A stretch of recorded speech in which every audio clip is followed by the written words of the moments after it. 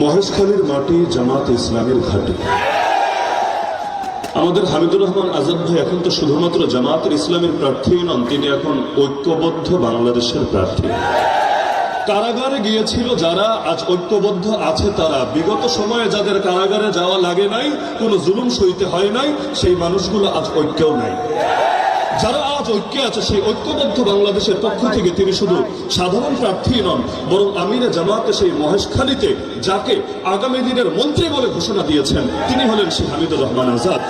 আমরা ইনশাআল্লাহ আশাবাদী, এবার হামিদুর রহমান আজাদ ভাইয়ের বিজয় কেউ ঠেকাতে পারবে না ইনশাআল্লাহ। দ্বিতীয় বিষয় হল, এখন জামাত ইসলামী বিজয়টাকে একদম নিকটে দেখে কিছু মানুষের রাতের ঘুম হারাম হয়ে গিয়েছে। বিভিন্ন প্রোপাগান্ডা চালিয়ে মিথ্যা মিথ্যা অপবাদ দিয়ে জামাত ইসলামীকে দমিয়ে দেওয়ার চেষ্টা করা হচ্ছে। আমরা দেখতে পাচ্ছি নতুন করে কেউ কেউ মুক্তিযুদ্ধের কার্ডও খেলতে শুরু করে দিয়েছে। আর একটা অস্ত্র কয়বার ব্যবহার করা যায়? যখন অস্ত্র ভোতা হয়ে যায়, সেটা নতুন ভাবে ব্যবহার করে কোনো লাভ হয় না। দীর্ঘ প্রায় 1.5 যুগ যখন জামাতের সঙ্গে জোট করে থেকেছো, তখন তোমাদের এই মুক্তিযুদ্ধের কার্ডের কথা মনে পড়ে নাই?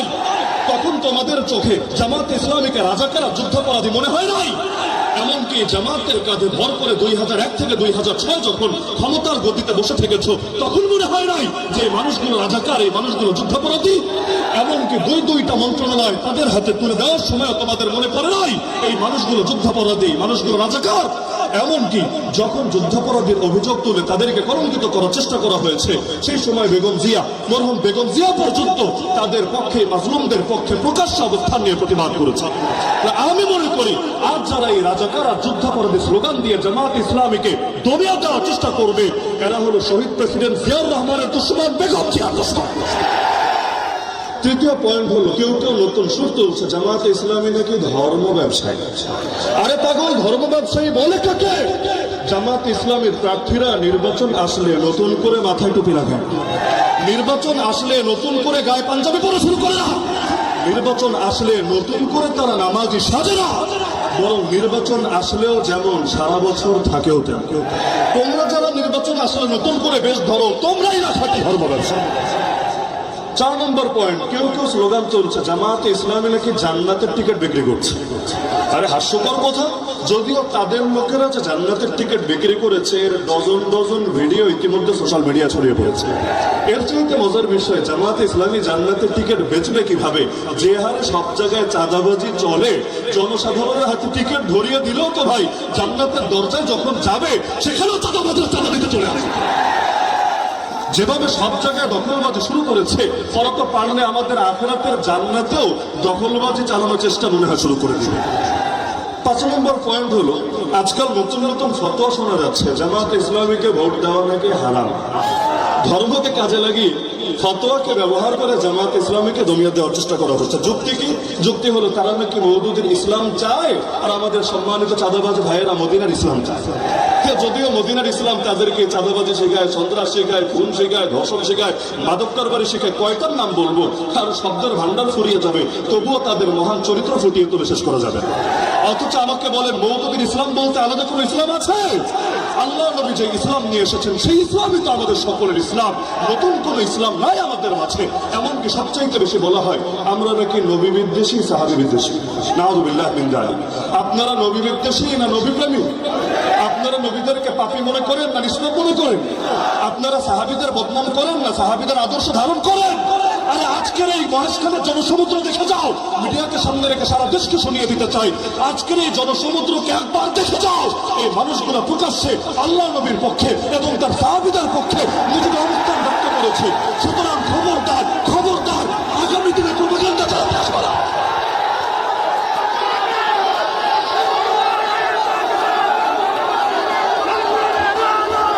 সময় কম। 6ষ্ঠ পয়েন্ট, লন্ডন থেকে এক মুফতি সাহেব নতুন নতুন কার্ড নিয়ে এসেছে। এই কার্ড সেই কার্ড, প্রতিদিন নতুন নতুন কার্ডের গল্প শোনাচ্ছেন। যখন প্রশ্ন করা হয় আচ্ছা কার্ড দিবেন ভালো কথা, কোথাও বলছে 2000, কোথাও 2500, কোথাও 5000 পর্যন্ত। আজকে কক্সবাজারে বিভিন্ন এলাকায় গিয়ে শুনলাম, তো কার্ডের টাকা আসবে কোত্থেকে? কিডনি বেচে দিবেন না রক্ত বেচে দিবেন? আজও পর্যন্ত পারছে না সুস্পষ্ট কোনো ব্যাখ্যা দিতে। পারবে কিভাবে? এটার জন্য ন্যূনতম পড়ালেখা তো লাগে। 1 ইন্টার পাসের বিদ্যা দিয়ে আর কয়টা জবাব দিবে?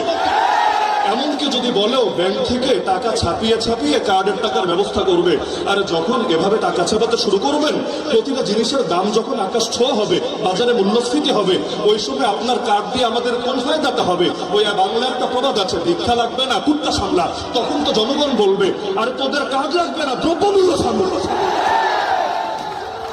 সর্বশেষ দুটো পয়েন্ট বলে আমি আমার আলোচনা শেষ করবো। ইদানিং এমনকি এই এলাকার মধ্যেও আজকাল এমন আওয়াজ তোলা হয়েছে, জামাত ক্ষমতায় গেলে নাকি শরিয়া কায়েম করবে না। এই জাতীয় একটা কথা বলা হয়েছে না? ওদেরকে ধরে জিজ্ঞেস করেন, পাগল শরিয়া বলতে বুঝিস কি? আগে ক্লিয়ার কর। শরিয়া মানে খালি চোরের হাত কাটা? শরিয়া মানে খালি কেউ জিনা করলে পাথর মেরে ফেলা?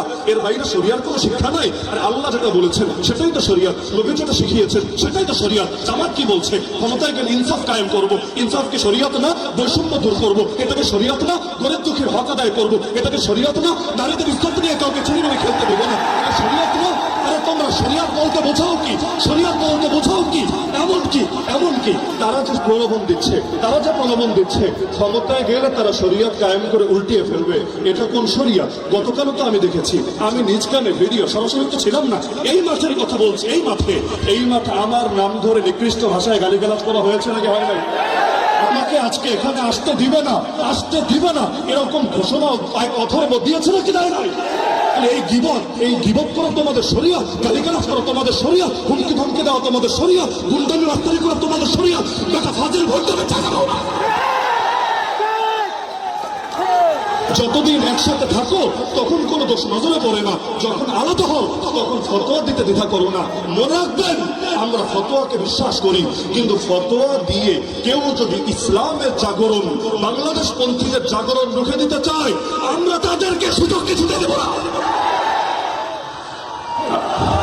আমার সর্বশেষ পয়েন্ট, ভোট হলো আমানত, ভোট হলো ওয়াকালত, ভোট হলো সুপারিশ। সুতরাং ভোট দেওয়ার আগে আল্লাহর ওয়াস্তে প্রত্যেকে নিজের বিবেকের কাছে দায়বদ্ধ থেকে ভোট দিবেন ইনশাআল্লাহ। নাকি 500 টাকা আর 1000 টাকা পকেটে আসলেই ভোট সেদিকে দেওয়া শুরু করে দিবেন?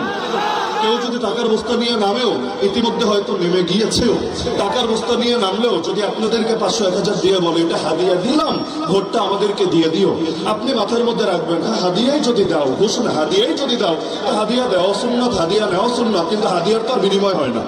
তোমাদেরকে একটা থ্যাংক ইউ দিয়ে দিলাম, যা ভাগো, কিন্তু আমরা ভোট আজাদ ভাই ছাড়া অন্য কাউকে দিব না ইনশাআল্লাহ।